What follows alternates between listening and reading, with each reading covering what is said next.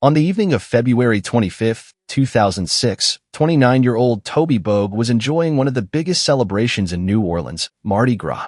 He was with his wife, Melissa, attending a friend's party in the city's Garden District. The couple had been married for less than a year, still in the early days of a relationship that had already weathered years of commitment and joy. After the party, Toby and Melissa decided to walk home. As they made their way down Magazine Street, something inexplicable happened. A black truck, according to police reports, circled the block and appeared to wait for the couple to step into its path. Melissa crossed the street slightly ahead of Toby. As he followed, the truck accelerated. The vehicle struck Toby, killing him instantly. The death was ruled a homicide. But despite that ruling, there was little follow-up or thorough investigation. No arrests were made. No suspect was named. The circumstances raised immediate questions for his family. Why was he targeted? Who was behind the wheel? And why was so little done in the aftermath? Melissa, who witnessed the horror, could only relay the chain of events. But even her testimony and the classification of homicide were not enough to spark a sustained inquiry. The Bogue family was left with the trauma of sudden loss, unanswered questions, and a justice system that appeared to have moved on far too quickly. Toby's death did not occur in isolation. It happened during a major public celebration on a well-trafficked street, with a witness present. Yet still, his case lingers in limbo, with no closure. If you were in New Orleans on Magazine Street during Mardi Gras 2006 and saw anything related to this case, please come forward. Even a small piece of information could help bring justice to a family that has waited far too long. Toby Bogue wasn't just a name in a police report. He was born and raised in Broussard, Louisiana, immersed in Cajun culture and big family traditions. His sister, Claire Cunningham, recalls their childhood vividly. She describes Toby as endlessly friendly and charismatic, the kind of person everyone naturally gravitated toward. He genuinely cared for people and had a gift for making others feel important. Growing up, Toby was athletic and competitive, excelling particularly in soccer. He and Claire often played on the same team, not by design, but because there were no girls' teams available. Even as a small child, Toby was fiercely protective of his older sister. Claire recalls a moment when another child made fun of her for playing soccer. 4-year-old Toby didn't hesitate to defend her, showing the bold loyalty that would define him for the rest of his life. Claire shares that they remained close throughout their lives, particularly during their college years at the University of Louisiana at Lafayette, ULL. Both would come home and spend time talking under the large live oak trees in their parents' yard. Those quiet, comforting moments are among her most cherished memories. Toby earned a bachelor's degree in psychology and joined the Kappa Sigma fraternity, where he made lifelong friends. He loved being a raging Cajun and took immense pride in his school, his community, and the people around him. Professionally, Toby built a stable life working for Enterprise rental cars in New Orleans. He was driven, dependable, and full of dreams. He wasn't just building a career. He was laying the groundwork for a future filled with possibility and love. Toby was a son, a brother, a husband, and a friend. Share his story. Help keep his memory alive so his case does not fall further into silence. In 2000, Toby met the woman who would become his wife, Melissa. Their meeting was spontaneous and somewhat comedic. He saw her at a bar and couldn't get her attention, so he began throwing small paper balls at the back of her head. It worked. Melissa turned around, they started talking and never really stopped. Their relationship blossomed quickly. Within 2 years, Toby proposed. In December 2003, with help from his sister Claire, he crafted a personal and meaningful proposal. He gave Melissa a pair of gloves for Christmas. Inside one of the gloves was a beautiful antique ring. Toby got down on one knee under a canopy of live oak trees strung with lights. The setting is romantic and rooted in their Louisiana upbringing as possible. They were married in April 2005 in a grand cathedral in New Orleans. The ceremony was illuminated by hundreds of candles. It was, according to Claire, nothing short of a fairy tale. The couple's love story was one of true connection, humor, and shared dreams. Toby's life with Melissa had only just begun. They had built a future full of potential, only to have it taken away in a senseless an unresolved act of violence. That makes the injustice not just a crime against a person, but against a life shared and a love nurtured. Share Toby and Melissa's story. Behind every statistic is a love like theirs, one worth remembering, one that deserves justice. Despite Toby's death being ruled a homicide, the investigation that followed was minimal at best. For his family, this silence has been one of the hardest things to bear. They have asked, how can someone be killed during Mardi Gras on a public street with a witness present, and yet no one is held accountable? Claire has continued to push for answers. Year after year, she has kept her brother's name alive, refusing to allow his case to disappear into cold file archives. She tells his story in interviews, in memorials, and in daily conversations. The fight for justice has become a defining piece. Still, the lack of progress has weighed heavily on the family. It has challenged their faith in systems designed to protect and serve, but has never diminished their love for Toby or their commitment to seeing justice done. This silence is not just administrative. It is emotional. It leaves birthdays uncelebrated, anniversaries without meaning, and futures without fulfillment. For Melissa, Claire, and the rest of the Bogue family, it means living with open wounds. If you know something, even something small, about the night of February 25th, 2006 on Magazine Street, speak up. Silence protects no one. Justice depends on truth. Despite the pain, Toby's family has made it their mission to keep his memory alive. They still tell stories about him at gatherings. They still laugh at his Tobyisms, those quirky, unexpected phrases he'd throw in a conversation that made people pause and smile. They still imagine what he might be doing today, how he might have grown in his career, what kind of father he might have been, and what joys he would have brought into their lives. Claire often recalls the simple moments, sitting beneath the live oak trees, talking about life, school, and dreams. Those memories have become sacred. They're the foundation of their ongoing remembrance. Toby was more than his death. He was a life force. He was kindness, laughter, loyalty, and love. That's what his family remembers. That's what they want the world to remember. The Bogue family continues to speak his name, to tell his story, and to call for justice. They will not stop until answers come. And even then, they will continue to honor who Toby was. Help amplify this story. Share Toby Bogue's name. Keep asking the questions that still need answers. Justice requires all of us to care. And that's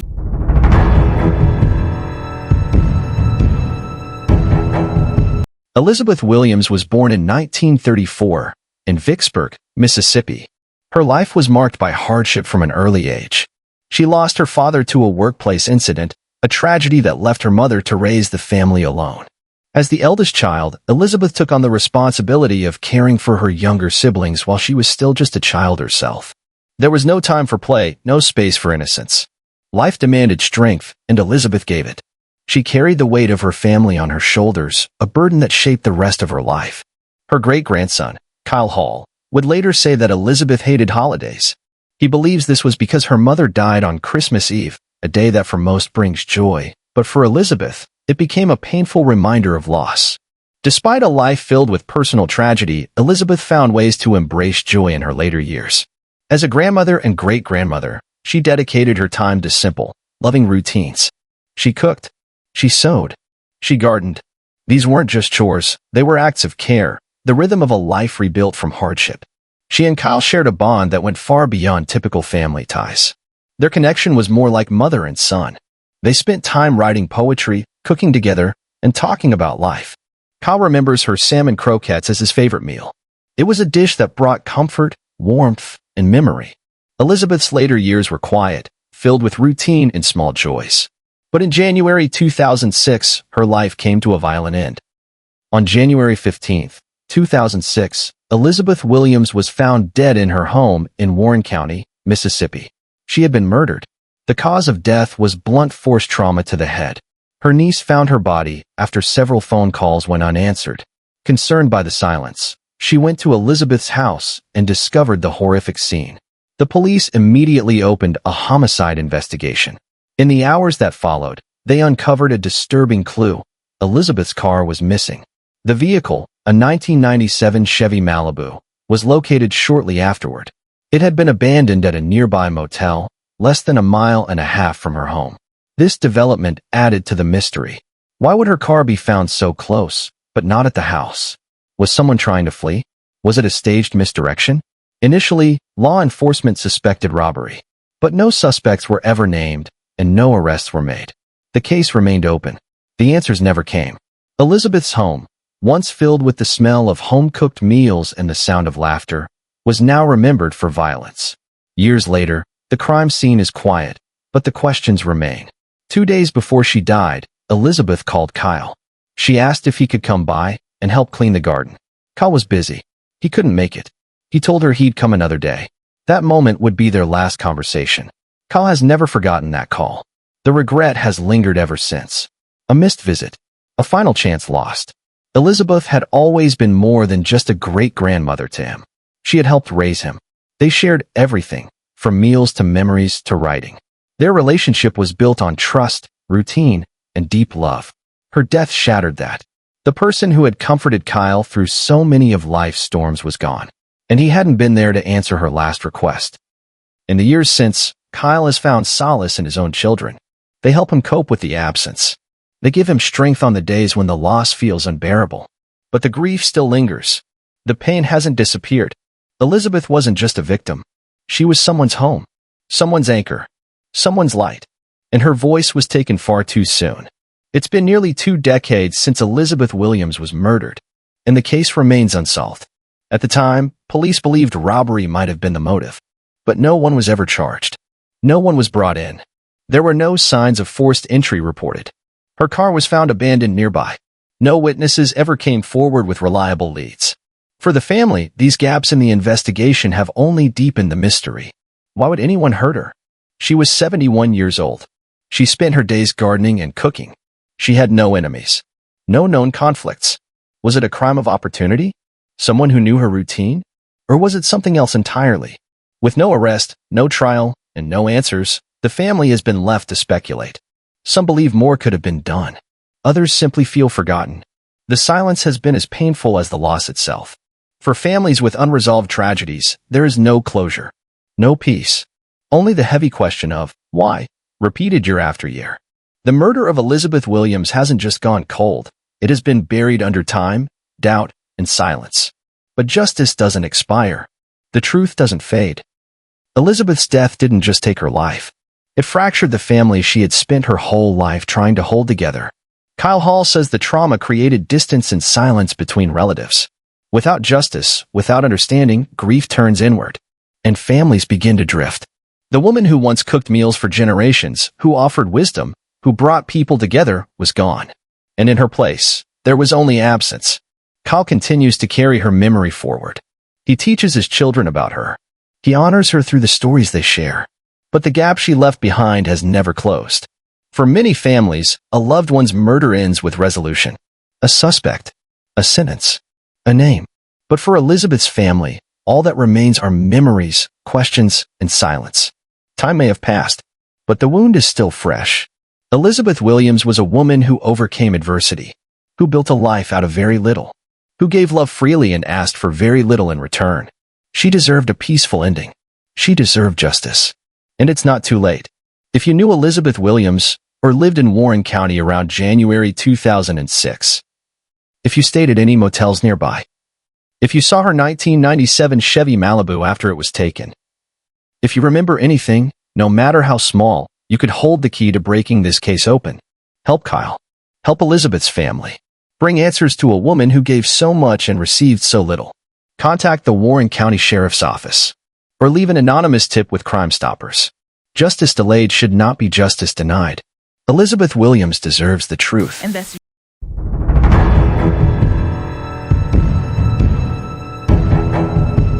Nonnie Dotson was born on June 29, 1973, in the United States. She shared her birthday and her early life with her twin brother, Bo. Growing up, Nonnie was a spirited and determined young girl. She loved to bake and often experimented with desserts, much to the delight of her family. She also enjoyed country dancing, finding joy in movement and music. Her childhood, however, was far from carefree. At just 8 years old, Nonnie was diagnosed with cancer, a terrifying moment for any child. But in the face of fear, she showed unusual strength.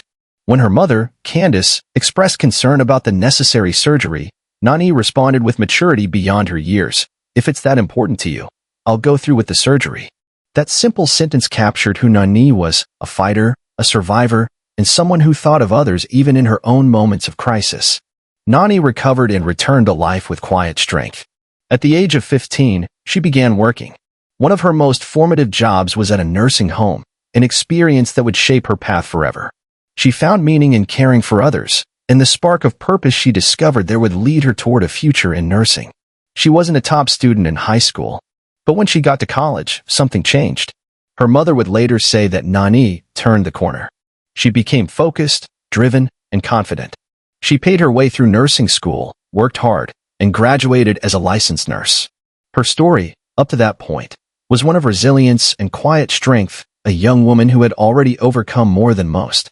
If you knew Nonnie during her early life or her time in school, and recall anything she said about her dreams, fears, or future plans, please come forward.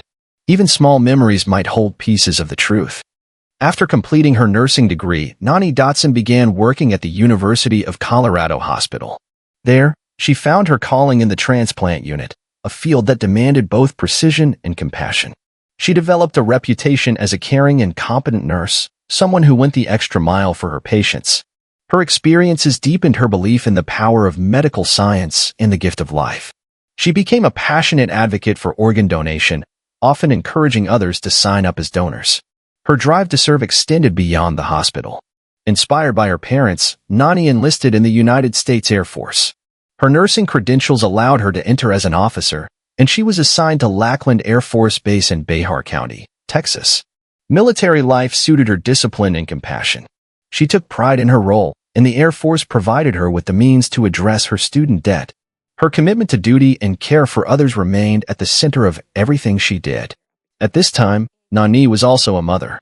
She had a 14-month-old daughter, and despite the demands of military service, she remained deeply involved in her child's life. She was balancing motherhood, a demanding nursing career, and military obligations. And she was doing it with grace. In late 2006, Nonnie was nearing the end of her active duty service. Her discharge was just a few months away. She had returned to Colorado on leave, visiting her brother in Littleton, just outside Denver. It was supposed to be a brief break, a chance to reconnect with family. But she would never return. If you worked with Nonnie at the University of Colorado Hospital or served with her at Lackland Air Force Base, and recall any conversations or concerns she may have shared before November 2006, your insight could be crucial. Please contact the appropriate authorities or her family directly. On November 19, 2006, while staying at her brother's home in Littleton, Colorado, Nonnie told her family she was going for a walk.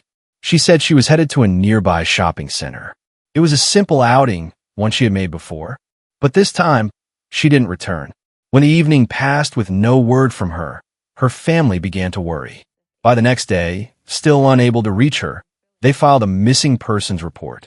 But what they encountered from law enforcement was indifference. Candace, Nonnie's mother, later recalled being brushed off. "Nothing is going to be done. She's an adult," she said the police told her. Despite the urgency of the situation, Nonnie's military status, her missed return flight, and the fact that she had left her young daughter behind, there was no immediate investigation. A winter storm was moving in. Candace had a gut feeling that something was wrong. She searched for her daughter in a blizzard. But her search, like the police's initial response, led nowhere. Days turned into weeks. Nonnie had not returned to her post in Texas. Her return flight went unused. No sightings were confirmed. She had vanished without a trace. Her family was devastated and furious. How could someone like Nonnie, with so many roots and responsibilities, just disappear? Why hadn't the police taken the case seriously from the beginning? Their frustration led them to the media. They hoped public attention would lead to answers. But answers never came. If you were in Littleton on November 19, 2006, and saw Nonnie Dotson or someone matching her description walking or near local shops, report it immediately. Even the smallest detail could help build a timeline. On November 19, 2006, while staying at her brother's home in Littleton, Colorado, Nonnie told her family she was going for a walk. She said she was headed to a nearby shopping center. It was a simple outing, one she had made before, but this time, she didn't return. When the evening passed with no word from her, her family began to worry. By the next day, still unable to reach her, they filed a missing persons report.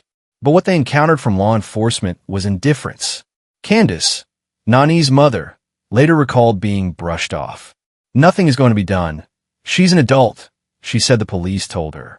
Despite the urgency of the situation, Nonnie's military status, her missed return flight, and the fact that she had left her young daughter behind, there was no immediate investigation. A winter storm was moving in. Candace had a gut feeling that something was wrong. She searched for her daughter in a blizzard. But her search, like the police's initial response, led nowhere. Days turned into weeks. Nonnie had not returned to her post in Texas. Her return flight went unused. No sightings were confirmed. She had vanished without a trace. Her family was devastated and furious. How could someone like Nonnie, with so many roots and responsibilities, just disappear? Why hadn't the police taken the case seriously from the beginning? Their frustration led them to the media. They hoped public attention would lead to answers. But answers never came. If you were in Littleton on November 19th, 2006, and saw Nonnie Dotson or someone matching her description walking or near local shops, report it immediately. Even the smallest detail could help build a timeline. With limited police involvement in the critical early days, Nonnie's family took action. They organized their own searches, contacted media outlets, and offered a cash reward for any information that could lead to her recovery. But despite their determination, the trail went cold. Local authorities later acknowledged the case as a missing person, but no major breakthroughs were ever made. No suspect was identified. No credible leads emerged. Nonnie Dotson, a military nurse, mother, and daughter, had simply vanished. The family never stopped trying. They distributed flyers, conducted ground searches, and tried to keep Nonnie's name in the news. But as weeks turned to months and months into years, the silence became deafening. To this day, Nonnie's case remains one of Colorado's most haunting unresolved disappearances. The reward for information still stands. If you have any information, no matter how minor it may seem, please contact the Colorado Bureau of Investigation or local law enforcement. The reward remains available, and any credible tip could help bring closure to this cold case. In the years since Nonnie's disappearance, her family has learned to live with a wound that never heals. Her mother, Candace, has spoken publicly about the lasting emotional pain. In a televised interview years after Nonnie went missing, she said, "It affects you to your core. It affects you to your soul. It changes you as a person. You lose part of your heart, and you never get it back." The family has refused to let her memory fade. On the anniversary of her disappearance, they hold memorials in both San Antonio, Texas, and Colorado. They release balloons in her honor, keeping her presence alive in spirit, if not in body. They continue to hope for a phone call, for a discovery, for a resolution. Nonnie was more than a name in a cold case file. She was a daughter, a sister, a twin, a mother, a nurse, and a patriot. She dedicated her life to helping others. And when she needed help the most, she was met with silence. Nearly 2 decades have passed. Her daughter has grown up without her mother. Her parents have grown older without answers. Her brother still carries the memory of the day she walked out and never came back. If you know anything about the disappearance of Nonnie Dotson, please come forward. Contact the Colorado Bureau of Investigation or leave an anonymous tip. Justice delayed is not justice denied, but only if someone speaks up. Nonnie Dotson's story is one of courage, compassion, and unresolved grief. She deserves more than silence. Her family deserves answers. And somewhere, someone knows what happened on November 19th, 2006. Let her story be heard. Let the truth be known.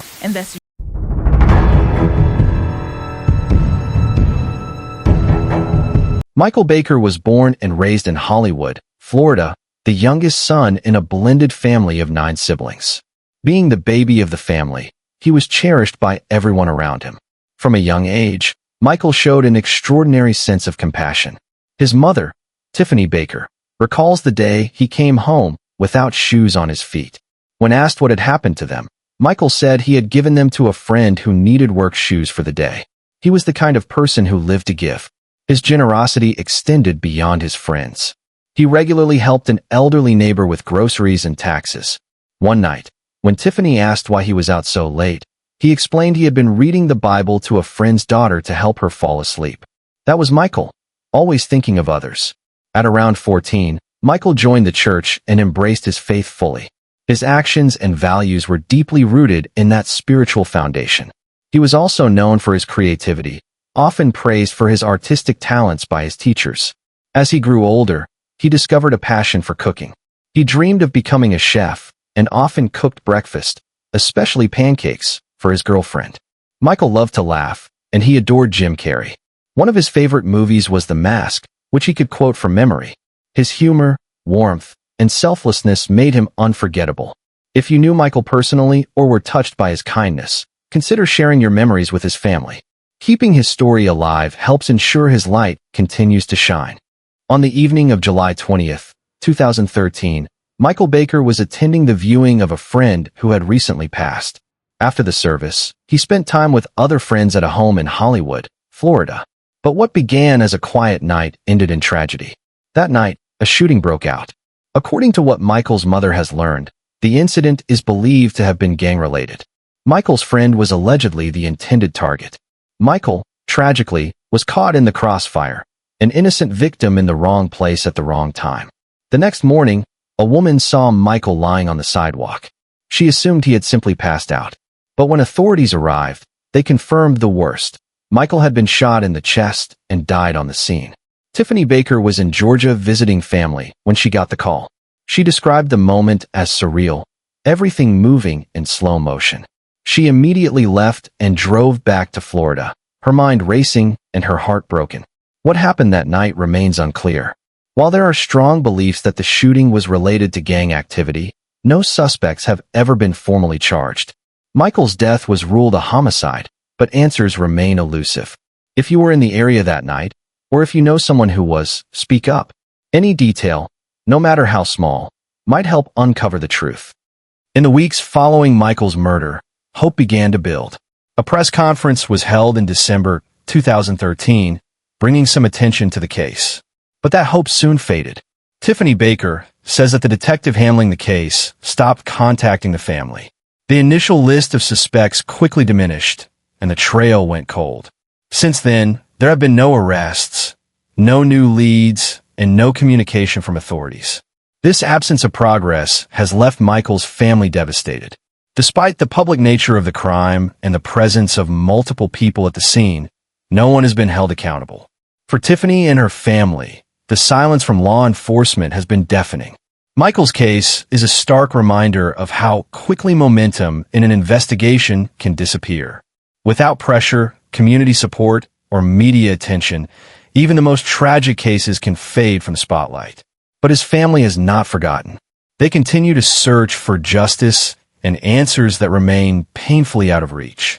If you have information about Michael Baker's case, even if you think it's irrelevant or old, please contact the Hollywood Police Department. His family is still waiting. Every year on the anniversary of Michael's death, the Baker family gathers at his grandmother's house.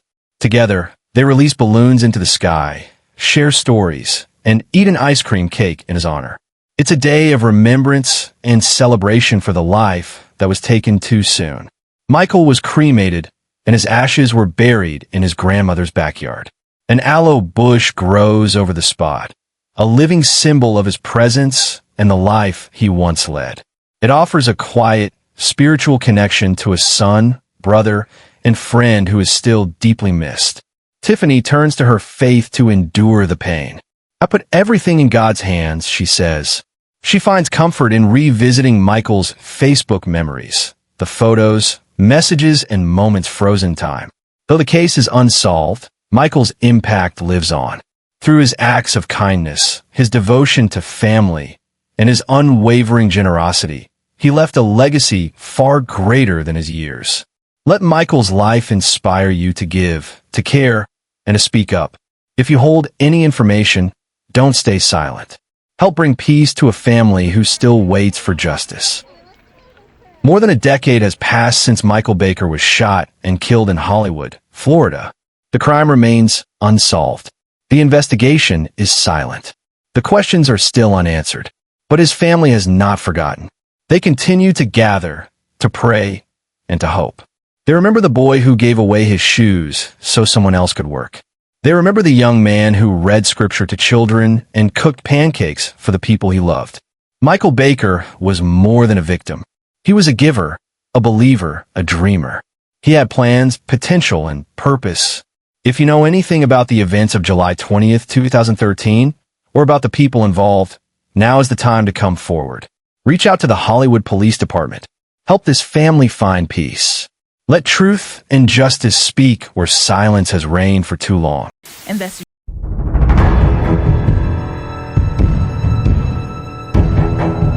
Vann Catherine Lee was born on December 16, 1958, in Polk County, Florida. Her early life was shaped by personal tragedy. When she was still a child, her father passed away. Just 1 week later, she lost one of her older sisters. These losses marked the beginning of a difficult childhood. Vann was taken in by her older sister Sue, who helped raise her while their mother worked to support the family. Vann grew up small in stature, standing only about 4 feet, 10 inches tall, but she was full of spirit. Her long, dark hair and strong presence made her instantly recognizable. According to her stepdaughter Breeze Miller, Vann loved simple joys, going to the beach, wearing flip-flops, dancing in the rain, and exploring roadside junk sales. She used to take us junking a lot, said Breeze. She also sewed me a purse I still have today. Vann was also a gifted home cook, making meals from whatever she had on hand. I don't remember a lot of what she made, but since we weren't very well off, it was a lot of meat and pasta, stuff that's easy to make for a lot of people, said Breeze. She made really good venison. Holidays were especially important to Vann, particularly Christmas. She always made sure there was a tree, and there were always gifts under it. Her favorite song was White Wedding by Billy Idol. Vann had 2 biological children, Austin and Lori, and 3 stepchildren, Arla, Randy, and Breeze.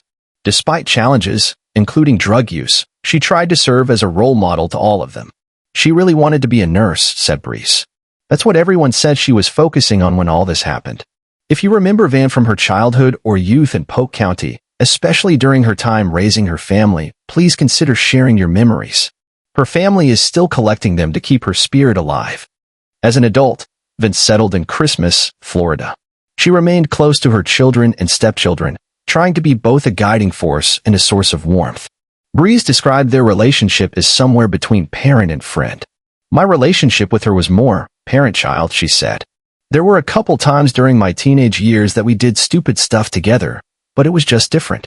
One memory that sticks with Breeze is from when Vann was pregnant.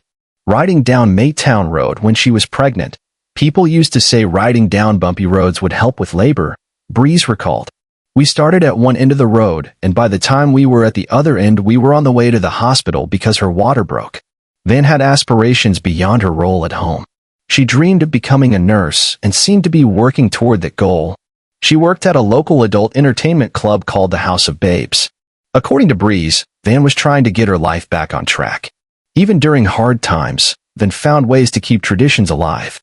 She continued to cook for the family during holidays, decorating the house and making sure her kids and step-kids had something to open. She always made sure we had gifts to open, and there was always a tree up, Breeze remembered. If you worked with Vann or saw her in the months before her disappearance, your information might help fill in gaps about her final days. Even seemingly small details can matter. In early July 1992, Vann was last seen getting into a taxi. According to her stepdaughter, she told her family she was going to meet someone she had met through work, possibly a boyfriend. That night, she never came home. Her husband, Randy Lee, reported her missing shortly afterward. For more than 10 days, her whereabouts remained unknown. Then, on August 4, 1992, a construction worker made a grim discovery. While working in an area known as the Green Swamp, just outside of Polk City, Florida, he found a duffel bag on the side of the road. Inside were human remains. According to police reports at the time, The body had likely been there for over a week. Identification was difficult, but eventually, authorities confirmed the victim's identity using X-rays of Vann's left foot. "I remember my dad called me about 5 minutes before I saw the news on TV," said Breeze. "Even though they didn't say her name, I remember watching and just knowing it was her." Breeze, her son, and her fiancé went straight to her father's home to be with him and the rest of the family. It was a moment of immense shock and sorrow. The details of Vann's death remain unclear. Authorities confirmed it was a homicide, but the cause of death was never publicly disclosed. If you were in the area during early July 1992 or saw anything unusual near the Green Swamp, please contact local authorities. It's never too late to come forward. In the days following Vann's disappearance, the owner of the House of Babes offered a $10,000 reward for information that might lead to answers. But then, another shocking crime shook the community. The club owner was shot dead in his front yard. Police did investigate whether the two cases might be connected, but they found no evidence to link the murder of the club owner to Vann's disappearance and death. Still, the proximity of the two tragedies raised suspicions. Unfortunately, the momentum in Vann's case didn't last. With few leads and no arrests, the case quickly went cold. For Breeze and the rest of the family, the silence from law enforcement has been frustrating and painful. "Last time I asked the police if I could see any records or anything, they wouldn't let us," said Breeze. "But we did have a meeting with them. Despite the meeting, the case remains unsolved. If you have information about the club, its patrons, or employees in 1992, please come forward. Someone out there knows what happened." It has been more than 3 decades since Vann Catherine Lee was found dead in the Green Swamp. Her murder remains unsolved, her killer still unidentified. But for her family, the grief hasn't stopped. They remember her not as a victim, but as a loving mother, stepmother, sister, and friend. Someone who danced in the rain, sang along to Billy Idol, and sewed purses for the people she loved. Each year, the loss feels just as sharp. And without justice, the pain lingers. Breeze and the rest of the family want closure, not just for themselves, but for Vann. "Really, though, the grief hasn't stopped," Breeze said. "Vann's ashes were never recovered. Her family continues to mourn her absence in every celebration, every holiday, every small moment. If you know who Vann went to meet the night she disappeared, or if you have any piece of the puzzle, please contact the Polk County Sheriff's Office. You may hold the key to ending a family's decades-long nightmare."